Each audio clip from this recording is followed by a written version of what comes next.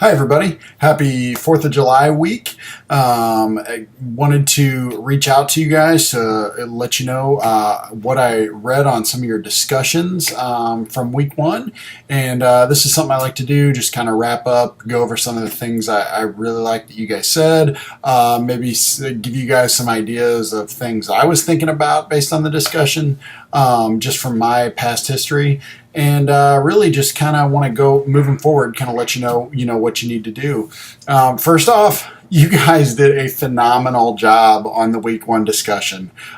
Your posts were very thought-provoking, a lot of good things, and the replies were equally good as well. I could tell you guys watched my video and probably saw what I was talking about with the drive-by commenting.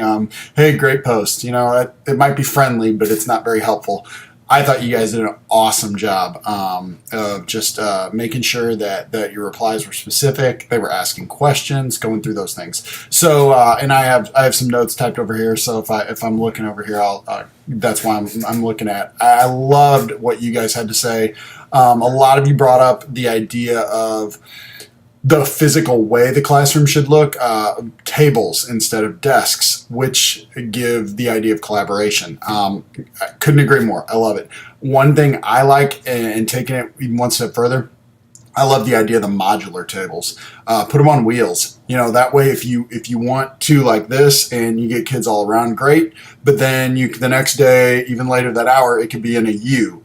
So you could have, more of a large group discussion. So I love like the modular tables. At my building, actually, we do have a classroom that has the dry erase tables. They're awesome. I can't speak highly enough about those. I would hold meetings in there just so I could utilize those for so people can just jot down notes and dry erase as they're working. So I definitely love those.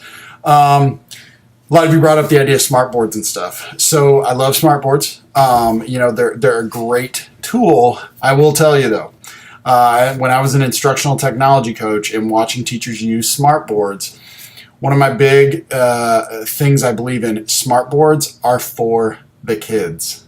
They're for the kids to get up there and use. A lot of teachers, I think, sometimes can fall back in the habit of the smart board becomes just their tool. Oh, I put my notes up there and then I use the screen shade to pull it down. That's great and that's a great feature.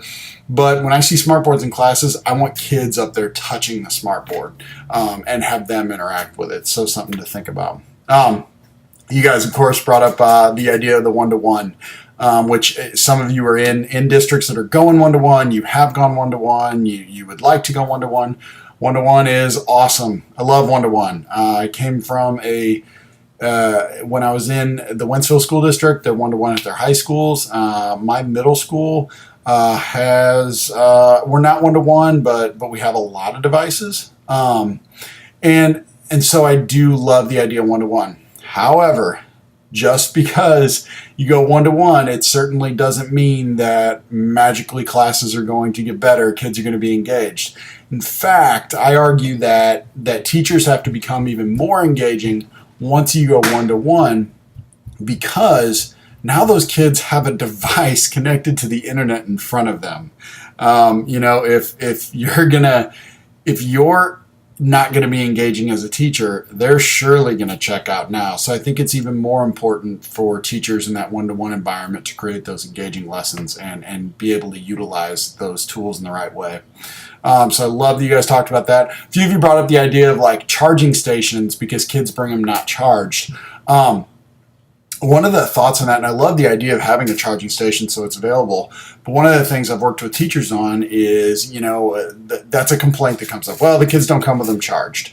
Well, and that comes down to, in the classroom, what are your expectations? And I view that the same way as, do students ever show up without a pencil? And how do you treat that?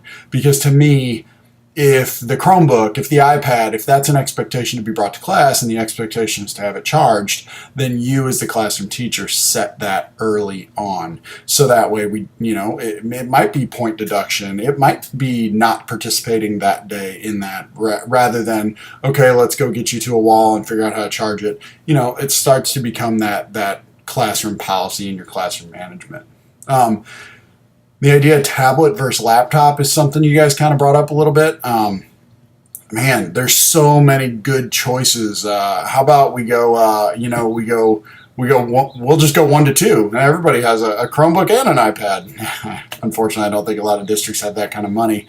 But no, I love the thought process there, because, it is nice to have a Chromebook that's more of a traditional computer, typing papers, getting the stuff done on. But I'll tell you what, I love the idea of the iPad being a mobile movie creation studio, that kids can use. So I thought you guys did a great job on the discussion this week. Okay, so going forward with this upcoming week, you guys will have... you're going to have a wiki project that's going to be opened up to you, and you'll see that. There's a couple videos that'll go along with that will help you with that. And I'm gonna put you guys as editors on a class wiki, so you'll be able to work through that. And this is an important one. Obviously, it's the week of July 4th. And I know a lot of classes that physically meet, they don't meet on this week, but we do. We're online. One thing I want to do for you guys, though, I want to try to throw you a bone, help you out a little bit. So let's do this for this week on the discussion. I would like you to post to the discussion, but I'd also like you to spend time with your families. I'm sure you got barbecues and different things to go to. So let's do this. Let's do, for full credit on the discussion this week, let's do the discussion post, but then you are not required to do any replies. Okay, so again, post to the discussion board, but no replies are necessary this week. Again, I want to be able to be mindful of your time. So, during this holiday week. So enjoy some free time with that. And then just work on that. Always be working on that DGO project that I mentioned in week 1. And then I hope you guys can keep it going. Feel free to reach out to me if you need anything, if you need a hand with anything. But definitely reference the videos I make. When I have things like the wiki project, I have a video that really goes through how to do the wiki, and I like that, so you can pause it and go back, watch it again, whatever you need to do. But if you need anything, feel free to reach out. Just a discussion post this week, no replies for full credit. After this, though, keep up the great work. You guys have set the bar high, and I appreciate that. I really like the hard work you've given on week 1.